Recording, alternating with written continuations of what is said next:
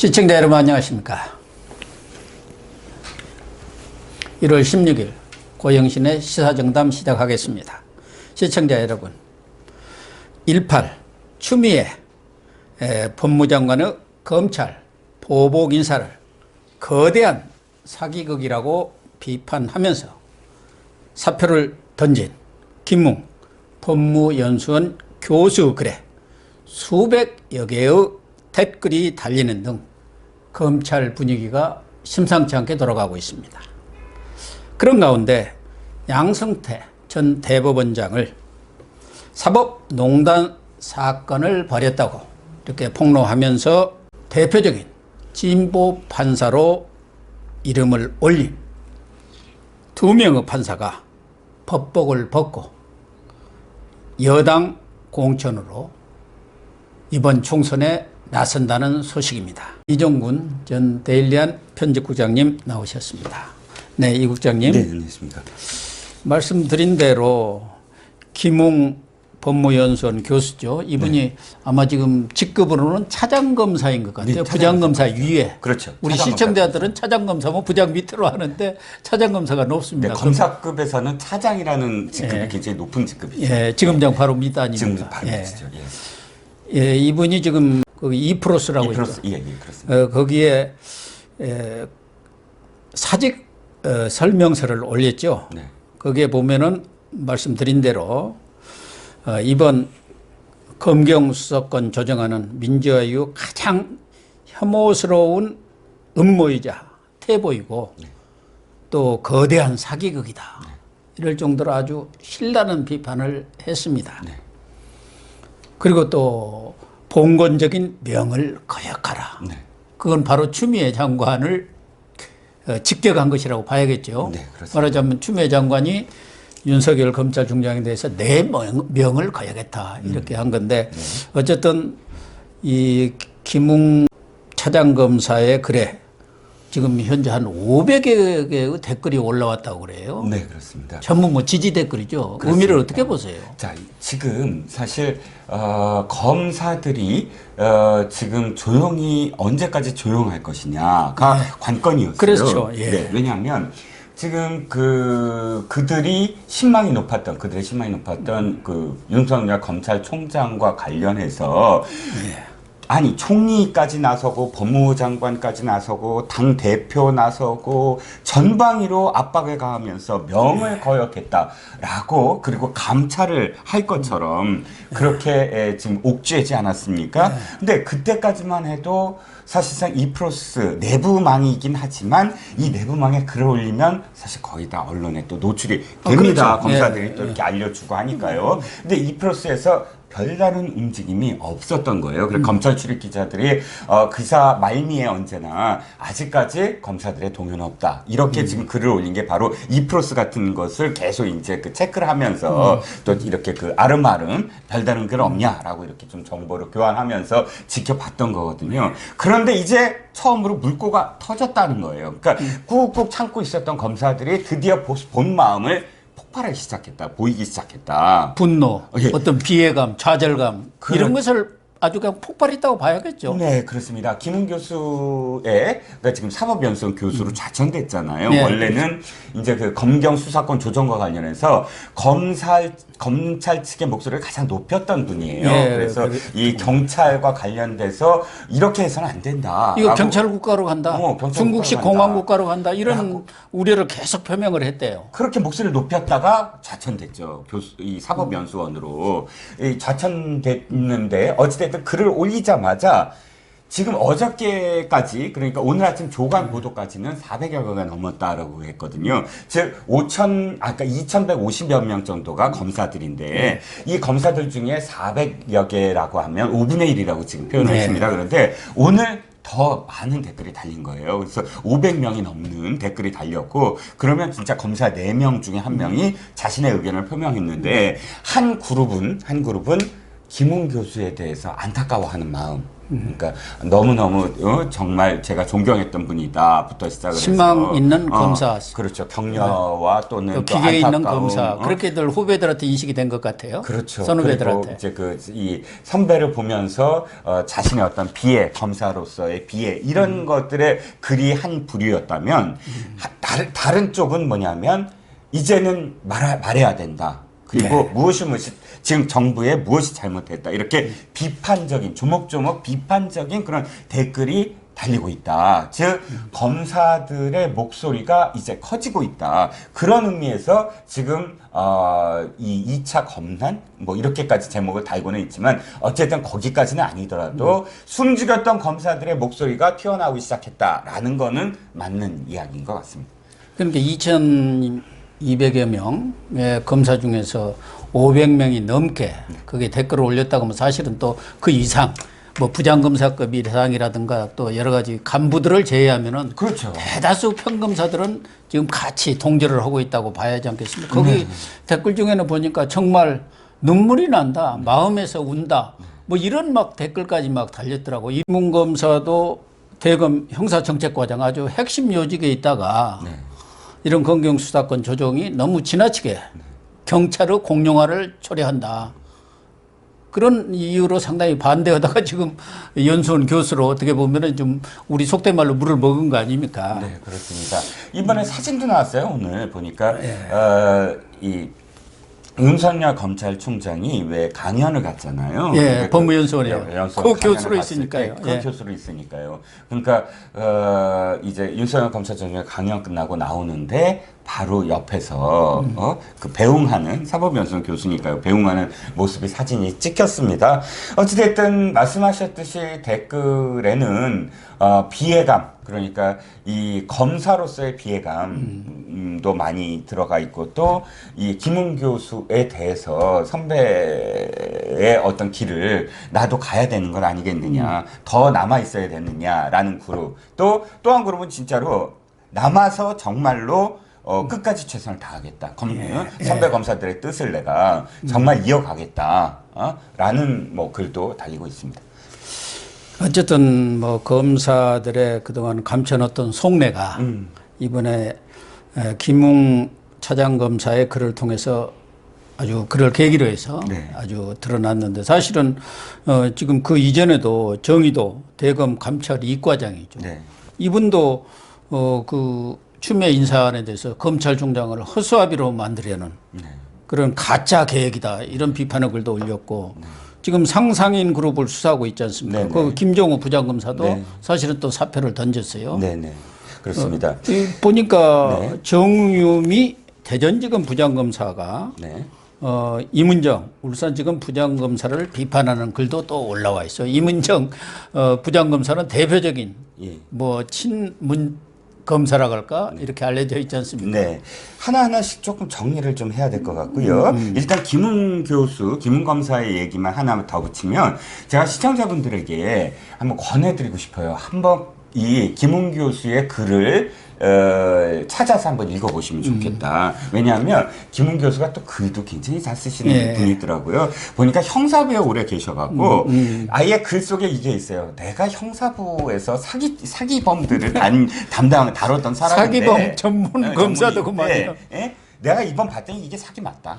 이번에 이 검찰 개혁이라고 한 것 사기 맞다 하면서 이것은 이 서민들 국민들에게 산불이다. 서민은 불리하고 국민은 불편하고 수사기관 권한을 확대하는 건 부당하다. 그래서 산불이라고 이름을 붙이면서 공무원적 명을 거역하라 이렇게 표현을 했는데 이분이 쓴 글 에세이집이 검사 내전인데 그 유명한 검사 내전 아닙니까? 베스트셀러 했죠. 드라마로 지금 하고 있거든요. 예, 맞아요. 저도 보고 있습니다. 네, 드라마로 하고 있으니까 어찌됐든 이분 글은 한번 보셨으면 하는 마음이고요. 자, 김종호 조사부장 얘기를 좀 하겠습니다. 이 사람이 지금 이 검사가 사퇴를 했는데 사실 이번 직제 개편이 가장 안타까운 게 그거거든요. 아니 진영 다 떠나서 첫 번째는 특수범죄.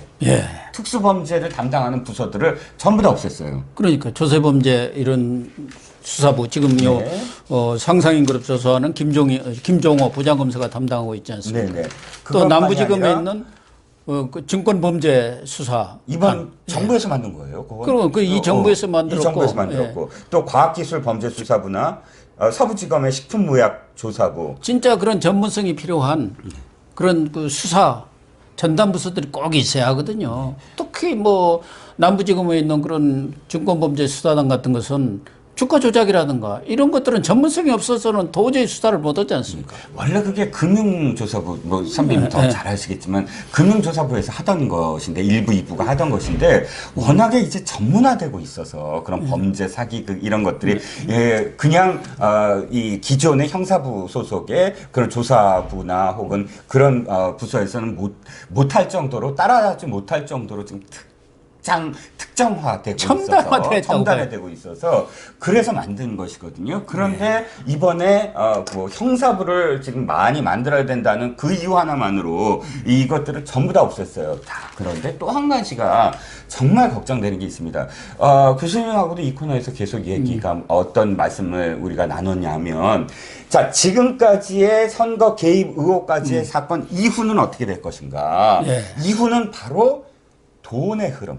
자금의 흐름. 어느 게이트나 마찬가지였다. 예, 그렇죠. 집권 4년차, 3년차에서의 정치 자금법과 관련된 위반이라든지 혹은 검은 돈들이 집권 세력에 의해서 후반기에 다 나옵니다. 오고 간 것들, 이런 것들이 이제 수사가 옮겨갈 것이다. 대표적으로 신라젠 말씀드렸고 또 우리들 병원 여러 개 말씀드렸고. 지금 있어요. 태양광도 있고. 태양광도 있고. 그리고 현재 지금 사실 연루가 된 것, 그러니까 그 이 정경심의 사모펀드와 연루돼서 상상인 그룹, 뭐 이런 것들이 지금 집권 세력 또는 집권 세력의 측근들이 벌이는 검은 돈 내지는 자금 흐름, 이것과 관련해서 수사를 맡고 있거나 앞으로 담당해야 될 부서들이 지금 다 없어진 거예요. 특히나 이 김종우 이 조세범죄조사부장은 상상인 그룹을 지금 수사하던 중이잖아요. 예, 그런데 그 수사 부서를 없애버린 거예요. 없애버리고 그러면 뭐 형사부로 한다지만 수사하지 말란 얘기나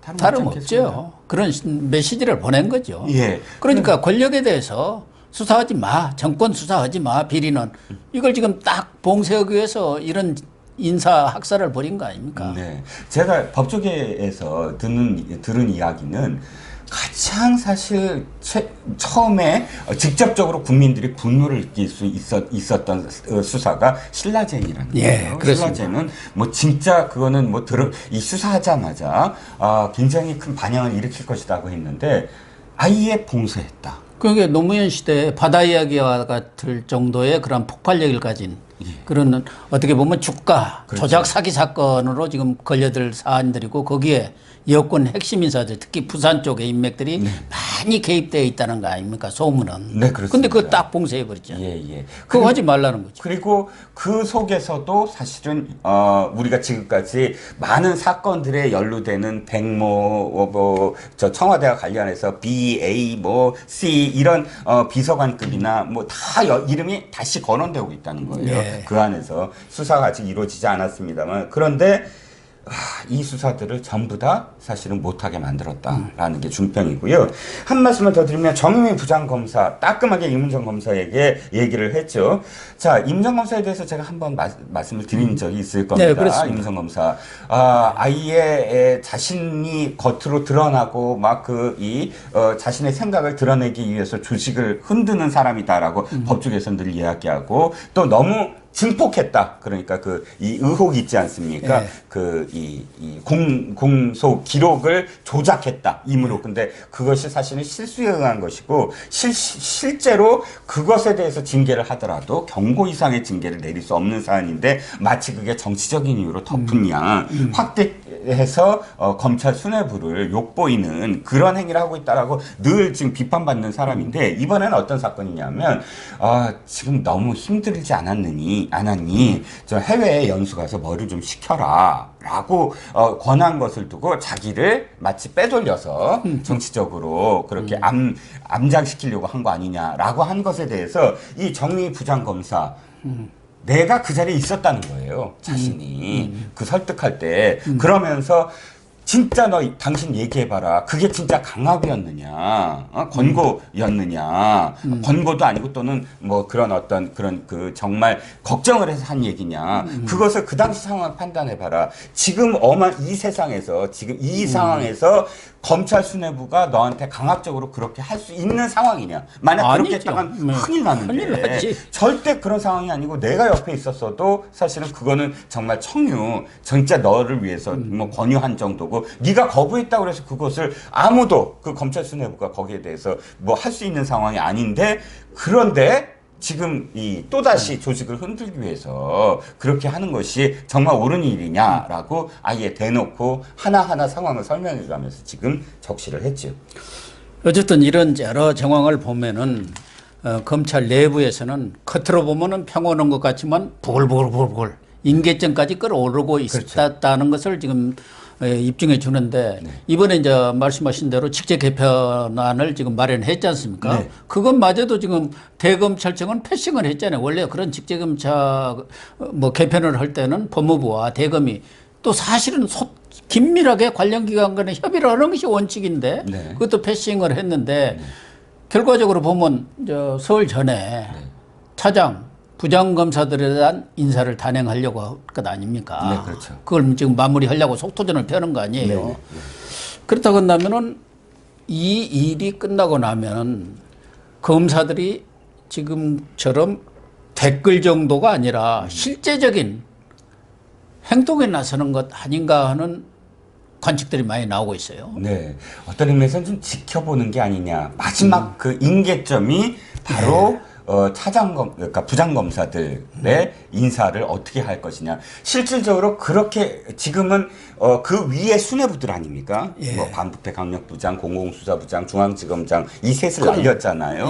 자, 그 다음 순서가 그래도 윤석열 검찰총장이 그래도 수사는 끝까지 간다라고 할 수 있는 게 수사의 실무팀장들급이 뭐 1차장, 2차장, 서울지검의 중앙지검의 1차장, 2차장, 3차장이 이제 아직도 실무팀장 남아있기 때문인데 그 3차장을 전부 다 교체한다? 그리고 그 밑에 있는 정말 수사팀이 해체될 정도로 손을 본다? 지금 반부패 수사부 4개를 2개로 줄이고 공공수사부는 3개를 더 줄이기로 아주 지금 작정을 해서 작정을 안을 만들었지 않습니까? 안을 만들었죠. 그래서 실질적으로 그것이 어디까지 정말 발령을 내느냐도 지켜보지만 그 발령을 낸 다음에는 아마도 댓글로만 뭐 이렇게 참여하지는 않을 거다. 뭐 교수님 말씀하셨지만 전부 다 그거는 뭐 지금 공유하고 있죠. 아마 그 이후부터는 검사들의 이 반발이 굉장히 거세게 나올 것이다. 그러니까 행동화할 가능성이 지금 높은 거 아니겠습니까? 일종의 뭐 검난으로 2차 대학살이 그렇죠. 벌어지면은 그렇게 갈 것으로 많이 예상을 하는데 윤석열 총장이 이제 어제 법무연수원에서 부장검사들에 대한 연수특강을 한 것 같아요. 네네. 윤 총장이 뭐 대통령의 기자회견 내용이라든가 또 뭐 검경수사권 조정, 공수처법 등에 대한 입장 표명 또 추미애 인사안에 대한 입장 표명은 안 했지만 일단 뭐 검찰도 시대의 변화에 좀 순응이라기보다는 그게 잘 적응해 가야 한다는 쪽으로 이야기한 것으로 보면은 가급적 좀 검찰 조직을 다독이면서 뭐 이렇게 중심을 좀 잡고 갔으면 하는 그런 의사 표현이라고 봐야겠죠. 그런데 뭐 무슨 굴복한 것은 아니잖아요. 아, 그럼요. 그런데 그래도 사실 또 해석의 여지가 좀 있는 것 같아요. 아, 그래요? 두 갈래인데 하나는 지금 교수님께서 말씀하셨듯이 사법 시스템이 바뀌었으므로 사실은 그러니까요. 검사들도 바뀌어야 된다. 그 관련해서 대검에서도 후속적인 어떤 시스템 변화와 관련돼서 할 것이다. 그리고 바꿀 수 있는 건 바꿔야 된다라는 그런 뉘앙스가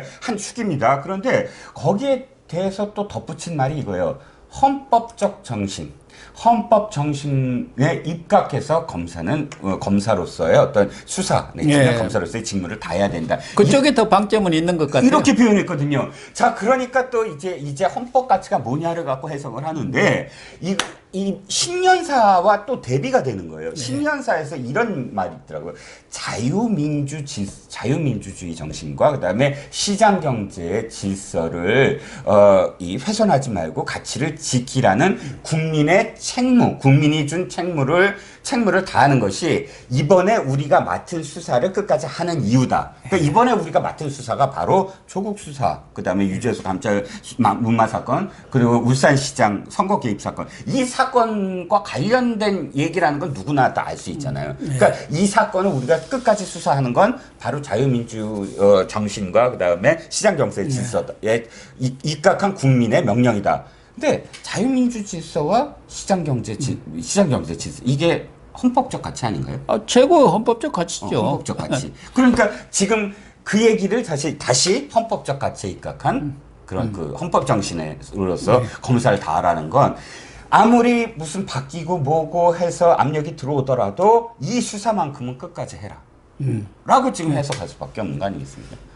지금 그런 입장을 꾸준히 제시를 해왔죠. 네. 말하자면 수사에 진행 중인 수사를 잘 마무리하고 네. 또 공판도 끝까지 잘 유지해라. 뭐 그런 입장을 여러 차례 표명을 했지 않습니까? 검사들이 지금 분기 탱천에 있는 분위기와는 달리 네. 이 판사, 특히 우리법 연구회, 인권법 연구회 출신에다가 양승태 전 대법원장을 사법농단으로 이렇게 폭로하고 그런 세력으로 몰았던 그 최일선이랄까 맨 앞장서던 판사들이 그것도 뭐 집권 여당으로 이렇게 출마를 하기 위해서 출살표를 지금 던지고 있는 것 같아요. 저는 지난번 이수진 여성 부장판사죠? 부장판사죠. 그분은 또 그렇다 하는데 이 최기상 부장판사 저도 뭐 개인적으로는 모릅니다만 이름을 하도 많이 들어가지고 그렇죠. 우리법 연구회 회장에다가 그 법관 대표의 의장까지 한 사람으로서 상당히 널리 지명도를 갖고 있는 분 아닙니까? 이런 분들이 현직에 있다가 금방 옷 벗고 지금 총선에 출마하겠다고 사표를 던졌다고 그래요. 정말 깜짝 놀랐어요. 그렇죠. 교수님도 저 정치권에 오래 또 취재도 하시고 현장에 계셨지만 자 판사 출신들이 대거 어느 정당에 몰려간 경우가 있습니까? 없죠. 그러니까 그것도 가면은 야당 쪽에도 가고 오히려 좀 판사들 오면 야당 쪽에 가는 게 정상적이지. 저 집권당에 가서 권력한테 아부하면 되겠습니까? 그렇고요. 또 사실은 또 이렇게 그 정치권에서 영의 케이스 해서 사실 한 사람 모셔오는 것도 하나의 어떤 이야기가 될 정도 아니었을까요? 한 지금 4명이에요. 4명 벌써. 앞으로 더 나올 것도 같은데 이렇게 현직도 아니고 전에는 이제 판사에서 법복을 벗고 변호사로 있는 분들을 그 중에서도 이제 명성도 있고 능력도 있고 여러 가지 신망이 있는 판사들을 정치권에서 모셔왔죠. 네네. 그러면 보통 모셔왔을 때 하나의 이유가 있죠. 그 사람이 왜 실망이 있었고 하는 스토리가 엮어지잖아요. 자, 지금 최기상 판사 한번 전 부장판사 스토리를 한번 엮어볼까요? 어떤 스토리인지. 왜냐하면 영입하면 다 이렇게 하나의 어떤 야, 이 사람은 뭐고 어떻게 하고 이게 다 붙어야 되니까요. 그럼 교수님하고 저하고 한번 이 기사를 한번 써볼까요? 어떤 제목이 나올 수 있을까? 자, 보니까 법관 대표회의 의장을 지냈습니다. 그런데 법관 대표회의 의장, 그러니까 생각이 나는 거예요. 양승태 대법원장에 대해서 아예 직격탄을 날리고 이 회의를 하는데 분위기를 몰아가면서 있을 수 없다 그러고 사법권 그런 독립이라는 헌법적 가치를 가장 훼손한 사람이라고 양승태를 그렇죠. 몰아세웠죠. 아예 새카만 후배 재판을 판사가. 무슨 정치적 거래로 삼았냐? 뭐 대선배한테 수장한테 그러면서 헌법적 가치를 부정했다라고 뭐 몰아붙였죠. 그 다음에 우리법 연구회 회장도 했죠. 그러니까 저희가 기사를 쓰면 이거죠. 양승태 대법원장을 몰아세워서 구속하게 만드는데 가장 혁혁한 공을 세운 사람. 그렇죠. 예. 이게 스토리 아닙니까? 그러니까 그래서 사법개혁에 아주 대통령 표현대로 하면은 크게 기여한 사람이죠. 크게 기여한 분이겠네요. 조국은 검찰개혁에 엄청나게 기여했다고 그랬잖아요. 그렇죠. 그게 또 제목이 되겠네요. 결국은 그런데요. 저는 이분이 한 얘기를 그대로 한번 인용을 해서 돌려드리면 이겁니다. 아니 자신의 그 수장을 쥐고 흔드는 것을 정치적 거래로 삼아서 자신의 어떤 금배지를 달기 위해서 하극상을 벌였다? 그것밖에 결론적으로 이렇게 생각할 수 없지 않습니까? 이것도 역시 정치적 거래 아닌가요? 그러죠. 예? 자신이 그렇게 막 정의를 부르짖고 한 다음에 그 정의는 고작 해야 금배지를 달기 위한 어떤 과정이었구나. 라고 욕을 먹어도 사실 어떻게 변명을 하겠습니까? 이수진 부장판사도 마찬가지 아닙니까? 양승태 전 대법원장 그 강제 집행 판결 연기한 것을 아주 최초로 이렇게 폭로를 한 사람 아니에요. 그렇죠. 그리고 지금 총선에 나가겠다는 거 아닙니까? 공천받아서. 네. 그 또 네 사람이라고 하는데 두 사람은 저 김영현 법제처장. 네, 그 사람도 뭐 현직에 있다가 예, 저거 법무비서관으로 현직에 갔다가 있다가 지금은 이제 법제처장으로. 법제처장으로 있고 그 또 밑에 그 후임 김영식. 그 사람들도 지금 법무비서관이죠. 예, 청와대. 예. 이 사람들도 다 국제인권법 연구회 간사 출신들 아닙니까? 그리고 대표적으로 양승태 대법원장에 대해서 비난을 했던 사람들이죠. 더 나올지도 모르죠. 그렇죠. 아직은 뭐 더 나오겠죠. 그래서요, 교수님, 제가 이 최기상 부장판사가 민주당으로 간다는 얘기를 들었을 때 사자성어가 떠올랐습니다. 아, 그래요? 예. 출탁동시. 그게 왜 떠올랐냐면요. 이겁니다. 물론 이게 그러니까 법무부 장관이 검사들한테 한 얘기인데, 한마디로 얘기해서 나한테 줄 잘 서라 이거 아닙니까?